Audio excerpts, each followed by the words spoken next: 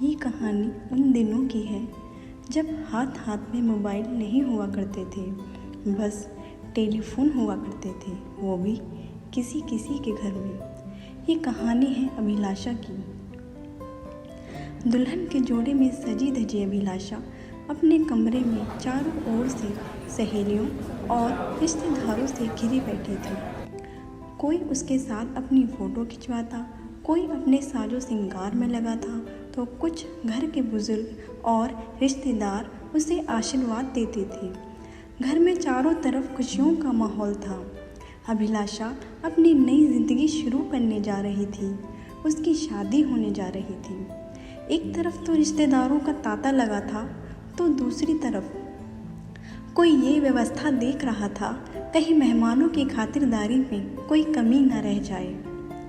शादी के सारे इंतजाम बहुत अच्छे किए गए थे। पूरे घर को दुल्हन की तरह सजाया गया था। बरामदों, खिड़की, दरवाज़ों और घर के मुख्य द्वार को लाइटों, टिमटिमाती हुई झालरों और रंग बिरंगे फूलों से सजाया गया था। खाने में देसी, चाइनीज़ और कई तरह के व्यंजन शामिल किए गए थे। इधर भीड़ में भी अकेली बैठी अभिलाषा अपने मन ही मन खुद से बातें कर रही थी। वो अपनी पुरानी ज़िंदगी के कुछ कड़वे अनुभवों को भुलाकर अपनी नई ज़िंदगी शुरू करने जा रही थी। वो अपने इस रिश्ते को पूरे प्यार, सम्मान और समर्पण के साथ निभाएगी, ऐसा खुद से वादा कर चुकी थी। उधर बारात दरवाजे पर बस आने ही वाली थी कि ढोल, ताशे और बैंड बाजे की आवाज़ सुनते ही अभिलाषा के पास बैठी उसकी सहेलियां और रिश्तेदार बारात को देखने दौड़े। कोई छज्जों से झांकने लगा, तो कोई दूल्हे राजा को देखने के लिए दरवाजे पर जा पहुंचा। बैंड बाजे की आवाज़ जैसे जैसे नज़दीक आती जाती थी, अभिलाषा के दिल की धड़कनें तेज़ी से बढ़ती जाती थी। अभिलाषा के मन की स्थिति कुछ अजीब सी बनी हुई थी। उसे समझ ही ना आता था वो खुश हो या रोए। उसकी ज़िंदगी में पहली बार कुछ अच्छा होने जा रहा था। उसे विश्वास ही न होता था कि उसकी शादी होने जा रही है। वो खुद से सवाल करती थी, अगर ये अच्छा है तो उसके साथ क्यों हो रहा है। अभिलाषा ने अपने जीवन में बहुत दुख देखे थे। अभिलाषा अपने माता पिता की पहली संतान थी। उसके पैदा होते ही उसकी माँ चल बसी थी और पति के जाने के गम में पिताजी बीमार रहने लगे थे और कुछ सालों के बाद बीमारी के चलते वो भी दुनिया छोड़ चले थे। बचपन में ही माता पिता का साया उसके सर से उठ गया था। उसकी बुआ उसे अपनी बेटी बना के अपने घर ले आई थी। उनके एक बेटा था, कोई बेटी ना थी। उसकी आगे की परवरिश और पढ़ाई लिखाई उसकी बुआ ने ही करवाई थी। एक लड़की का सपना होता है कि उसकी शादी होगी, कोई राजकुमार आएगा और उसे हमेशा के लिए अपना बना के अपने साथ ले जाएगा। अभिलाषा ने कभी सपने में भी नहीं सोचा था उसके साथ भी ऐसा कुछ होने वाला है। उसे इस बात पर यकीन न होता था। वो इसी सोच में डूबी हुई थी कि अचानक उसकी सहेली भागी आती है और अभिलाषा का हाथ झकझोर कर उसकी सोच की दुनिया से उसे बाहर लाती है और बाहर का सारा आंखों देखा हाल अभिलाषा को बताती है। अभिलाषा, दूल्हे राजा तो बहुत सुंदर लग रहे हैं, तुम्हें बराबर की टक्कर मिलने वाली है। दूल्हे की तारीफ सुनकर अभिलाषा का चेहरा शर्म से लाल हो जाता है और वो नज़रें झुका लेती है। इतने में पास खड़ी अभिलाषा की बुआ कहती हैं, हमारी बेटी भी क्या किसी हीरोइन से कम है? लाखों में एक है हमारी अभिलाषा। और अभिलाषा के सर पर अपना प्यार भरा हाथ फेर देती हैं और अपने गले लगा लेती हैं। उधर बारात घर के मुख्य द्वार से होते हुए घर के अंदर दाखिल हो जाती है। जोरों शोरों से दूल्हे राजा और बारातियों का स्वागत किया जाता है। खूब खातिरदारी की जाती है। कोई खाने पर टूट पड़ता है तो कोई डीजे पर डांस करने के लिए पहुंच जाता है। जिन्हें नाचना नहीं आता वो भी ज़बरदस्ती इधर उधर हाथ पैर मारते हैं और उछल कूद करते हैं, जैसे इनकी अद्भुत कला के प्रदर्शन के बिना मानो यह विवाह समारोह अधूरा ही रह जाएगा। उधर लड़के की फूफा जी डीजे पर लेटे पड़े नागिन डांस कर रहे होते हैं। उनका साथ उनके दोस्त रुमाल की बीन बजाते हुए देते हैं, जैसे ये नगीना फिल्म की कोई श्रीदेवी और अमरीश पुरी हों, जो नागिन को उसके असली रूप में लाकर नागमणि लेकर ही जाएंगे। बहरहाल विवाह समारोह आगे बढ़ता है और वरमाला की तैयारी की जाती है। दूल्हा स्टेज पर बैठा होता है और बस दुल्हन के आने का इंतज़ार किया जाता है। अभिलाषा की सहेलियां अभिलाषा को लेकर उसके साथ अगल बगल में कदम मिलाते चलती हैं। नज़रें झुकाए जैसे जैसे अभिलाषा आगे बढ़ती है, उसकी दिल की धड़कनें तेज होती जाती हैं। उधर अभिलाषा को देखते ही दूल्हा सोफे से खड़ा हो जाता है। वो अभिलाषा को देखता ही रह जाता है। दुल्हन के जोड़े में अभिलाषा बहुत ही सुंदर लग रही थी। उसके चेहरे पे मानो एक अलग ही तेज था, मानो साक्षात लक्ष्मी का रूप हो। दुल्हन स्टेज पर पहुंचती है। दूल्हा एकटक बस उसे निहारता ही जाता है। दोनों के हाथों में वरमाला दी जाती है। अभिलाषा जैसे ही दूल्हे को वरमाला पहनाने के लिए अपनी नज़रें ऊपर उठाती है, वो शर्म से लाल हो जाती है। उसकी आंखें नम हो जाती हैं, वो भावुक हो पड़ती है। ये पहली बार था जब अभिलाषा ने सूरज को इतने करीब से देखा था, क्योंकि रिश्ता तय होते वक्त जब सूरज घर आया था तब अभिलाषा नज़रें झुकाए बैठी थी। आपस में दोनों की कोई बात भी ना हो पाई थी, क्योंकि घर के बड़ों ने आपस में मिलकर ये रिश्ता तय किया था और सूरज अभिलाषा की बुआ की सहेली विनीता का बेटा था। इसलिए भी अभिलाषा इस रिश्ते के लिए ना नहीं कह पाई थी। बुआ के अभिलाषा पर बहुत एहसान थे। माता पिता के चले जाने के बाद बुआ ने ही उसे सहारा दिया था। सूरज को भी अभिलाषा पसंद आई थी। कद में लंबा और रंग में गोरा चिट्टा सूरज भी दूल्हे की पोशाक में सजा धजा मानो कहीं का राजा जान पड़ता था, जो आज अपनी रानी को ले जाने आया था। जैसे ही अभिलाषा सूरज को वरमाला पहनाने के लिए हाथ आगे बढ़ाती है, सूरज के दोस्त सूरज को उठाकर ऊपर उचका देते हैं और हंसी ठिठोली करने लगते हैं। इतने में स्टेज के पास कुर्सी पर बैठी एक बुढ़िया माई ये देखकर बोल पड़ती हैं, चला चला जल्दी करा बच्चा, हमका घर जाने में देरी हो जाई। और उनकी ये बात सुनकर सब तेजी से हंस पड़ते हैं। अब दूल्हा दुल्हन एक दूसरे को वरमाला पहनाते हैं और फोटो सेशन और खाने पीने का दौर खत्म होता है। पंडित जी के मंत्रोच्चारण के साथ विवाह कार्यक्रम आगे बढ़ता है। 7 फेरे, 7 वचन, सिंदूर दान, कन्यादान, सारी रस्में पूरे रीति रिवाज के साथ संपन्न की जाती हैं। इधर अभिलाषा को अभी तक यकीन न होता था कि वो शादी के बंधन में बंध चुकी है। लगता है जैसे वो कोई सपना देख रही हो और वो आँख खुलते ही वो सपना टूट जाएगा। अब विदाई का समय आ जाता है और अभिलाषा का चेहरा मुरझा जाता है। वो बुआ के गले लगकर खूब रोती है। अभिलाषा को रोता देख सबकी आंखें नम हो जाती हैं और उसकी बुआ भी खूब रोती है। अपनों से बिछड़ने का वक्त आ गया था। अभिलाषा आज अपनी उस बुआ को छोड़कर जाने वाली थी, जो किसी भी मायनों में उसकी माँ से कम नहीं थी। वो बुआ जो अभिलाषा के लिए ज़माने भर से लड़ गई थी। अभिलाषा को बुआ जब अपने घर लाई थी तब उनके बहुत से अपने और रिश्तेदारों ने उनका विरोध किया था, उन्हें भड़काया था कि ये तो पैदा होते ही अपनी माँ को खा गई, ये तो अपशगुनी है, ऊपर से लड़की जात, क्यों ये मुसीबत अपने सर लेती हो। लेकिन बुआ जी ने किसी की एक न सुनी थी और उनके पति ने भी उनका पूरा साथ दिया था।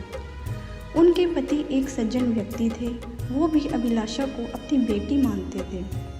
अभिलाषा अब विदा हो रही थी, उसने सबका आशीर्वाद लिया। बुआ जी ने सूरज से कहा, मेरी बेटी का ख्याल रखना। सूरज कुछ न बोला था, बस मुस्कुरा दिया था। अभिलाषा ने घर की दहलीज को माथे से लगाया और एकटक अपने घर को निहारा, जहां उसका अब तक का जीवन बीता था। बचपन से लेकर बड़े होने तक की सारी यादें एक पल में ही जैसे उसके सामने घूम गई थीं और वो भावुक हो पड़ी। इसके साथ ही अभिलाषा की विदाई हुई। अभिलाषा सूरज संग अपने नए घर को रवाना हुई। विवाह का सारा कार्यक्रम बहुत अच्छे से संपन्न हुआ। यहीं से आशा की नई जिंदगी शुरू होने वाली थी और ऐसा कुछ होने वाला था जो कभी किसी ने कल्पना तक न की हो। नई दुल्हन का घर में जोरों शोरों से स्वागत किया गया। दुल्हन के घर में आने के बाद की सारी रस्में पूरे रीति रिवाजों के साथ पूरी की गईं और अब अभिलाषा की ज़िंदगी में वो रात आती है जहाँ से उसकी ज़िंदगी एक अलग ही मोड़ लेने वाली थी। अभिलाषा कमरे में बैठी सूरज के आने का इंतज़ार कर रही थी। काफ़ी देर हो गई थी, सूरज नहीं आया था। वो कभी कमरे की दीवारों पर लगी पेंटिंग्स और सूरज की तस्वीरों को निहारती तो कभी खिड़की पर सजी टिमटिमाती रंग बिरंगी लाइटों पर नज़र दौड़ाती। इतने में ही अचानक से दरवाज़ा खुलने की आवाज़ आती है। अभिलाषा चौंक जाती है। वो देखती है सामने सूरज खड़ा है, माथे पर रोली चावल का टीका, हाथ में गुलाब का फूल, गोरा चिट्टा रंग, शेरवानी पहने सूरज बहुत सुंदर लग रहा था। अभिलाषा कभी उसकी तरफ देखती तो कभी शर्म से नज़रें झुका लेती। इतने में सूरज अभिलाषा की तरफ बढ़ता हुआ कहता है कि सॉरी यार, मेरे दोस्तों ने मुझे बाहर ही रोक लिया था, आने में देर हो गई, और अभिलाषा की बगल में बैठ जाता है। यहाँ अभिलाषा के दिल की धड़कनें तेज़ी से बढ़ने लगती हैं। सूरज अभिलाषा को वो गुलाब देता है जो वो उसके लिए लाया था। अभिलाषा कुछ घबराई हुई नज़रों से सूरज की ओर देखती है और कांपते हुए हाथों से जैसे ही वो गुलाब के फूल को पकड़ती है, सूरज उसका हाथ थाम लेता है। अभिलाषा के पूरे शरीर में जैसे एक सिरहन सी दौड़ जाती है। इतने में सूरज बोल पड़ता है, घबराओ मत अभिलाषा, अब हम पति पत्नी हैं, लेकिन तुम मुझे अपना दोस्त ही समझो। हम जीवन भर दोस्तों की तरह ही रहेंगे, तुम्हें घबराने की कोई ज़रूरत नहीं। यह कहते ही उसके हाथ से गुलाब लेकर उसके बालों में लगाते हुए कहता है, ये यहाँ सज कर तुम्हारी शोभा और बढ़ाएगा, और उसके बालों में फूल लगा देता है। सूरज के ऐसा कहने पर अभिलाषा की घबराहट कुछ कम होती है। सूरज अभिलाषा से कहता है, माँ से तुम्हारी बहुत तारीफ सुनी थी, जैसा सुना था वैसा ही पाया। तुम सच में बहुत मासूम, सुंदर, भोली और प्यारी हो। और अभिलाषा की तारीफों की झड़ी लगा देता है। उसका हाथ अपने हाथों में ले लेता है, कभी उसके चेहरे की तारीफ करता तो कभी बालों की तो कभी आंखों की, और ये सब अभिलाषा को किसी सपने से कम नहीं लगता। इसी बीच सूरज की नज़र अभिलाषा की कलाई पर बने 2 अक्षर वाले टैटू पर पड़ती है और यहीं से सूरज का माथा ठनक जाता है, लेकिन वो अभिलाषा को कुछ जताता नहीं है। सूरज एक बहुत होशियार और चालाक इंसान था। वो अच्छी तरह से जानता था सामने वाले से अपनी बात को कैसे मनवाना है। वो अभिलाषा से बोलता है, ये तुम्हारे हाथ पर किसका टैटू बना है? ए से अभिलाषा और आर से, अरे हाँ, शायद तुम्हारी माताजी या पिताजी का नाम होगा। ये सुनते ही अभिलाषा अपना हाथ पीछे खींच लेती है। सूरज कहता है, क्या हुआ अभिलाषा, तुमने हाथ क्यों खींच लिया? क्या तुम्हें मुझसे अभी भी घबराहट हो रही है? देखो, मैंने तुम्हें अभी कहा था ना, हम दोस्तों की तरह रहेंगे। तुम मुझे अपनी कोई भी बात बता सकती हो, और वैसे भी अब हम पति पत्नी हैं, हमारे बीच कुछ छिपा नहीं होना चाहिए। आखिरकार जीवन भर का साथ है हमारा। ये सुनकर अभिलाषा सूरज को हैरानी भरी नज़रों से देखने लगी और बोली, क्या आप नहीं जानते इसके बारे में? आपको किसी ने बताया नहीं? सूरज बोला, क्या नहीं जानता और किसने क्या नहीं बताया?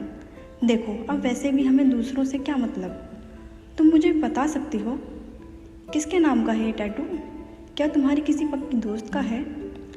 देखो, अगर तुम नहीं बताना चाहती तो कोई बात नहीं, मैं समझ लूँगा कि तुम्हें मुझ पर भरोसा ही नहीं। सूरज की ये बातें सुनकर अभिलाषा बेचैन हो उठती है। उसे अब अपने आने वाले कल का डर सताने लगता है। वो सोचती है, सूरज ने कहा था अब हम दोस्त हैं, वो मेरा साथ देगा, मुझे माफ़ कर देगा। वो सूरज से बोलती है, आप सच कहते हैं, अब हम पति पत्नी हैं, हमारे बीच कुछ छुपा नहीं रहना चाहिए। फिर सूरज कहता है, हाँ मैं भी तो यही कह रहा हूँ। और अभिलाषा सूरज को उसे टैटू से जुड़ा सच बताने लगती है।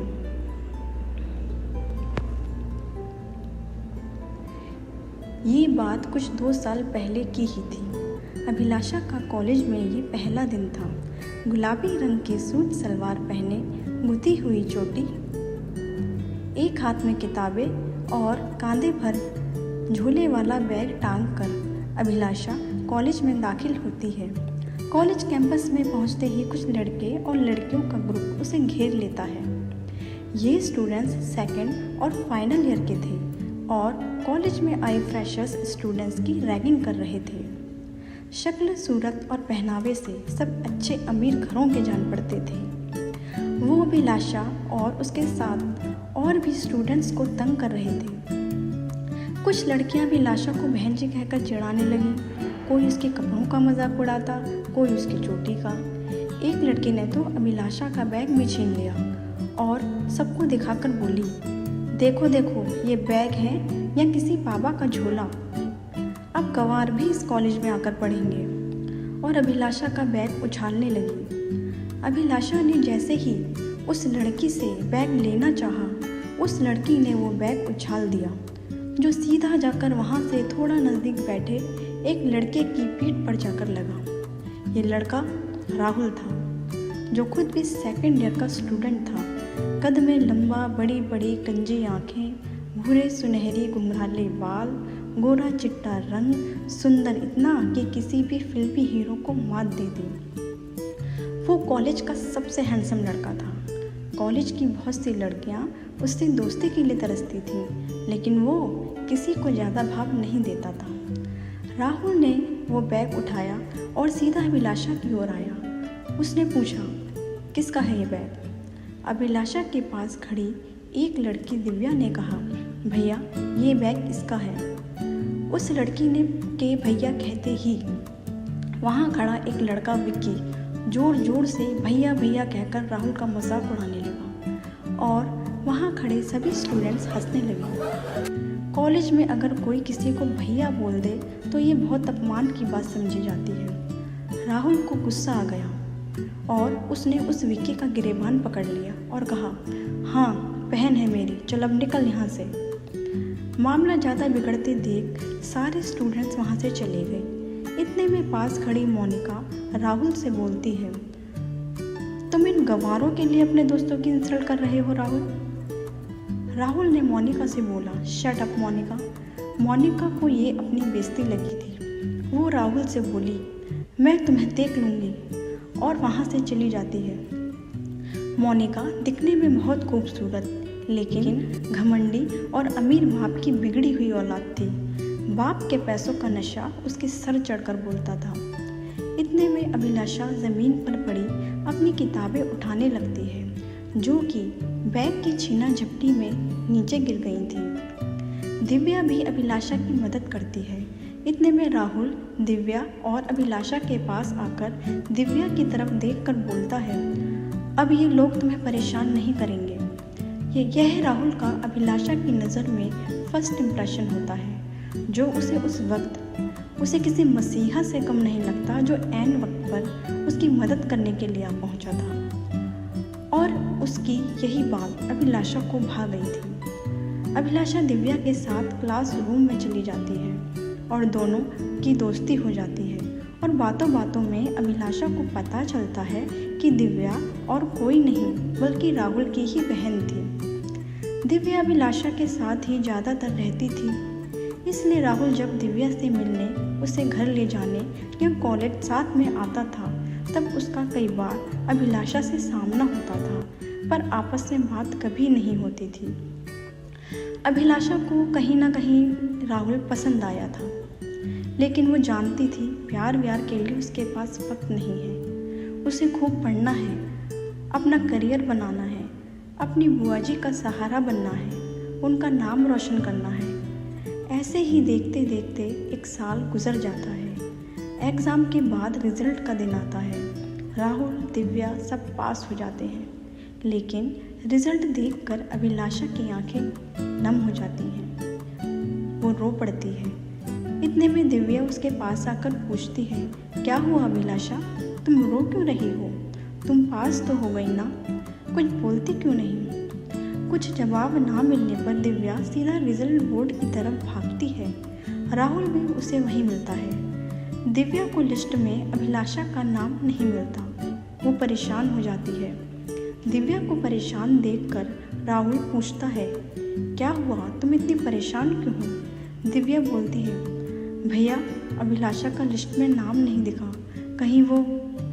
दिव्या के इतना कहते ही राहुल उसे फिर से रिजल्ट बोर्ड के पास ले जाता है और दिव्या को सबसे टॉप पर अभिलाषा का नाम दिखाकर कहता है, मैडम ने पूरे कॉलेज में टॉप किया है और तुम्हें नाम नहीं दिखा? दिव्या हैरान हो जाती है और सर खुजाते हुए राहुल से बोलती है, सॉरी भैया, वो मैंने नीचे से लिस्ट देखी थी। उसकी इस बात पर राहुल जोर से हंस पड़ता है।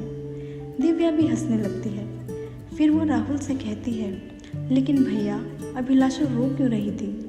इस पर राहुल कहता है, क्योंकि तुम लड़कियों में बीमारी है हर बात पर रोने की, और फिर से हंस पड़ता है।